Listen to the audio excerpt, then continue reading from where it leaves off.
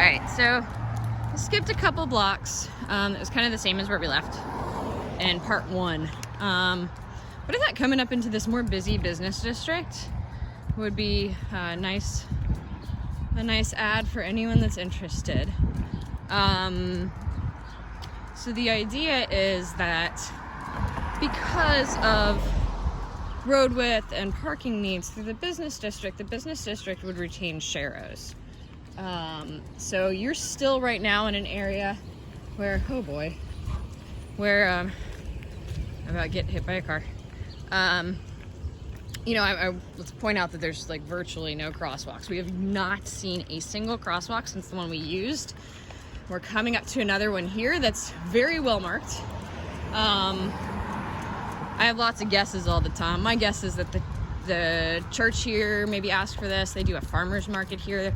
There's it's a pretty busy walking corridor because you can also get to the park. But attack of the tree.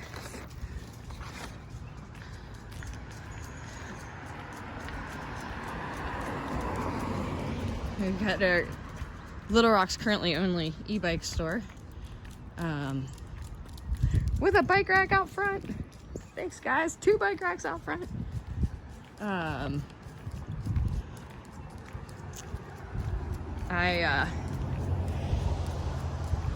Little Rock is a much more hilly city than you would ever imagine until you're here and you try to ride a bike or you try to run. You just don't notice those things in a car. But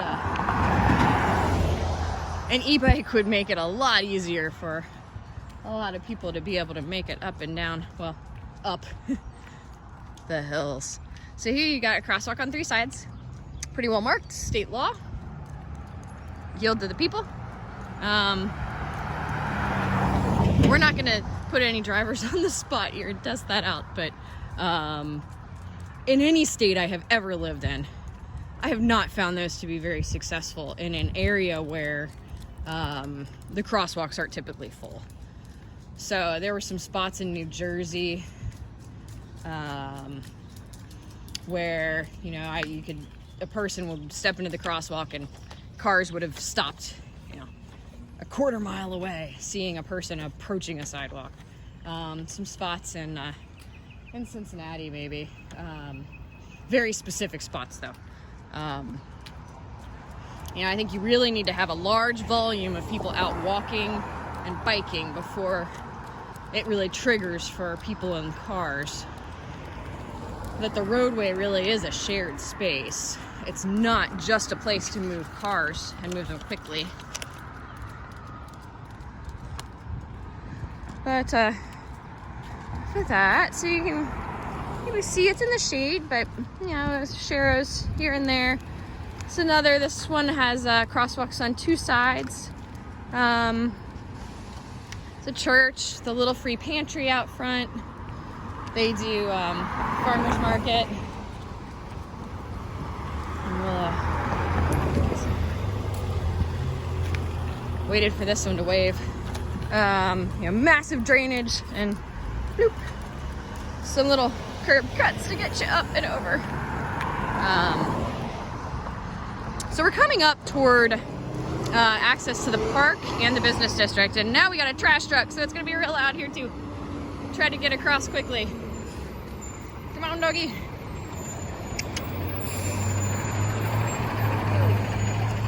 All right. Morning. All right.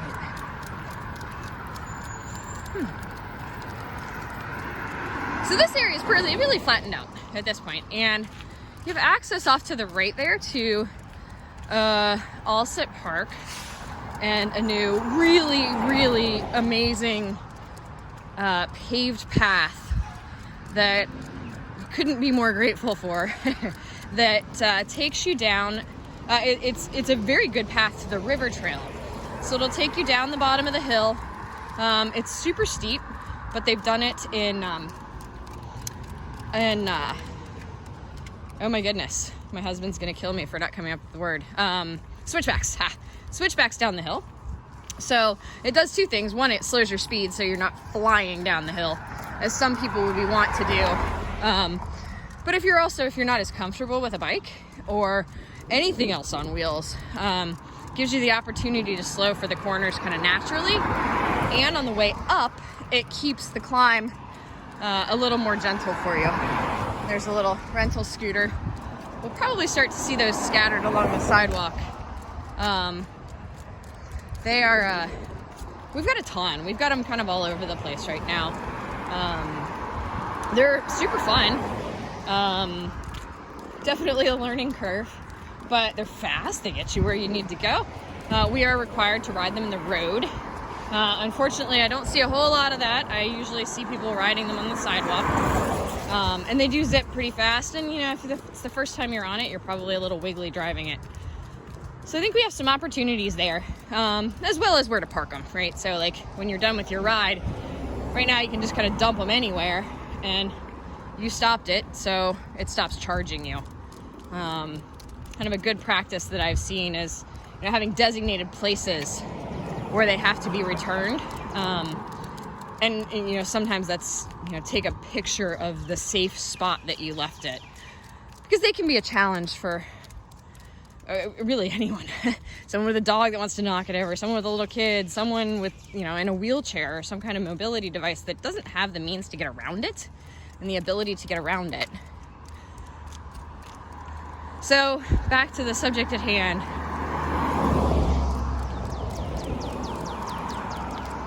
All right, so we're coming up.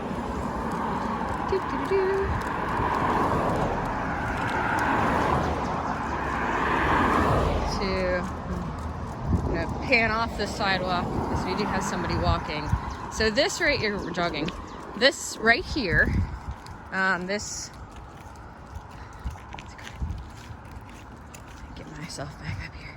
Okay, so this next row up here is where the bike lanes would merge into sharrows. So we can definitely see a difference in the number of cars parked. Off to the right there is actually finger right there, is kind of the landing for the path I was just talking about that goes down the hill.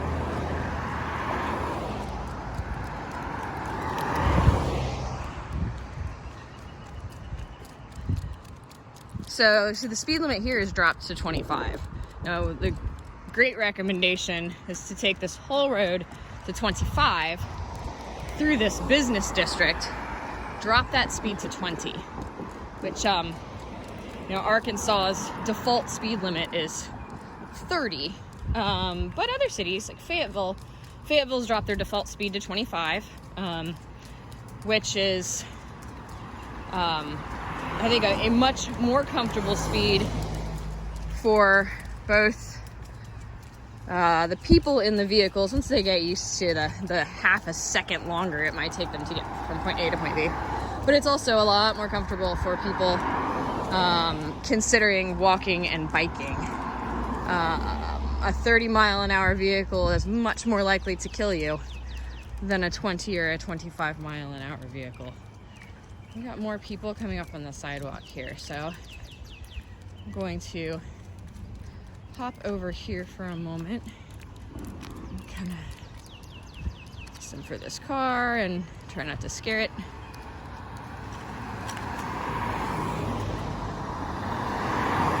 Okay. So these people are stopping, so we'll go ahead and walk. Just kind of, so you got, can't quite show you how narrow this is getting between these bricks and the plants. But coming into the downtown area, now keep in mind this would continue to be sharrows, right? So what you're seeing is what you would have here. Again, you've got crosswalks getting across the main street, but not the side roads. Ideally, I do think that the crosswalks would stop things from happening, like the gentleman that assumed he wouldn't see any walkers back behind me. You know, and people on foot and on bikes should certainly be watching out for themselves as well. We all should, right? But I think the default should be the most vulnerable, not the people in cars. So when I'm driving my car it's my job to stop and let the person walking go, which is actually the law in a crosswalk, of course. And that's pretty universal. At some states, people have the right of way no matter what. You're definitely not allowed to randomly run people over, but people also shouldn't be running out in front of cars. So there's a shared responsibility. And, coming past a dog business. There's a lot of arfing at the door. All right, so, again, this is, I don't know that we actually see slower speeds coming through this business district. It would be very interesting to sit and do a speed study, see at the beginning, the middle, and the end, to see if people are actually slowing down that 5 miles an hour through this zone. My guess is that when the streets are clear and the light doesn't catch you, it's probably a negative. Because it's still a really wide road, right? I mean, it still says this is a thoroughfare. This is not a place that you're just coming to go to the businesses, which is unfortunate.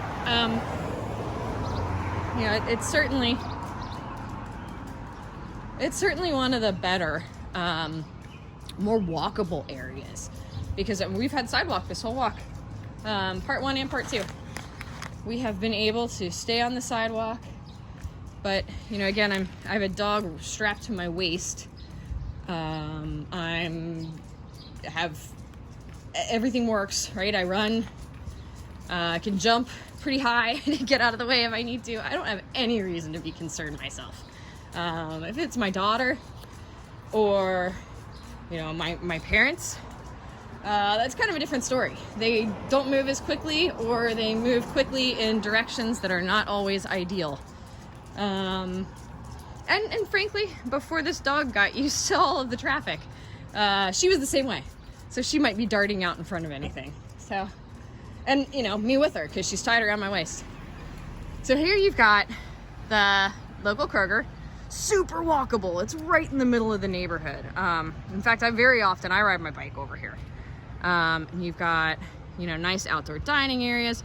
This one does have a crosswalk on all 4 sides, which I like. You're real good people, and we're gonna hit the button. Although this would be our go. So these crosswalks will not give you a walk sign unless you have pushed the buttons.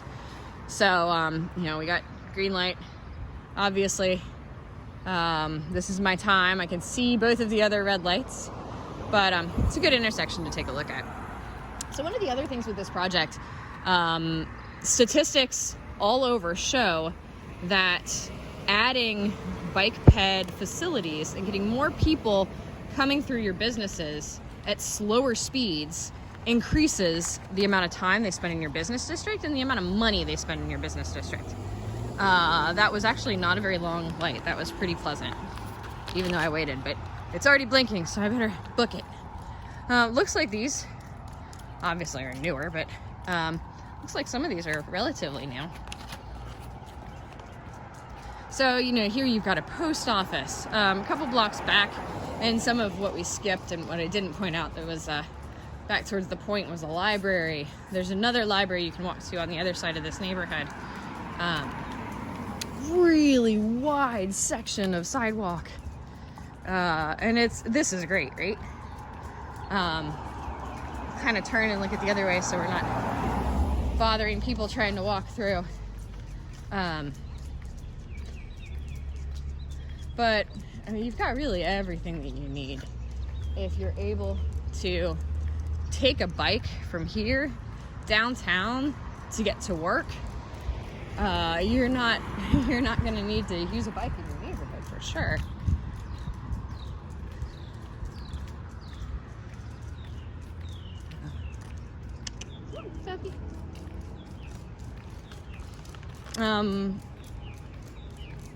We've lost our 4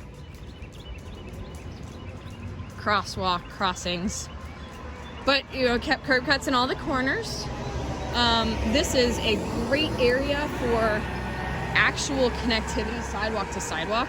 So for the most part, I don't have to guess as I step off the curb where I'm gonna have to go grab the other side of that sidewalk. The crosswalks are super straight. Looks like that one hasn't been updated yet, but it's pretty smooth. So it didn't have a big squared off curb anyway. I can see why they might have chosen to do some others first. Throughout this district, we've seen a lot of the state law yield to pedestrians within crosswalk, but they're placed in a lot of areas that are pretty far from that crosswalk. So whether that's to really warn people heading up to them, got another sign up there too, or whether it's a heads up because people are crossing mid-block. I'll be perfectly honest with you. If I parked over there and I was coming to the coffee shop right here, I would not walk down to the crosswalk. I would for sure be in the middle of the street, looking both ways, but definitely would be crossing mid-block. So we're gonna go around this car right quick, which is all me, no fault of the car. It's right where it should be. Thank you, sir.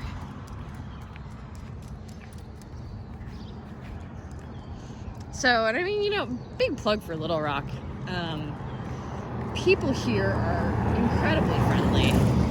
I really think that a lot of times when you run into issues with, cars and people and crashes, it's just a lack of experience with it and a lack of knowledge of who should be where. And so I'm going to stop here at Spruce, and we're going to do part 3. Because this is actually the end of where the sharrows are proposed. So here, from Spruce, it's not quite the end of the business district, but about on up to Van Buren would then be lanes again. So we'll pick up in just a moment.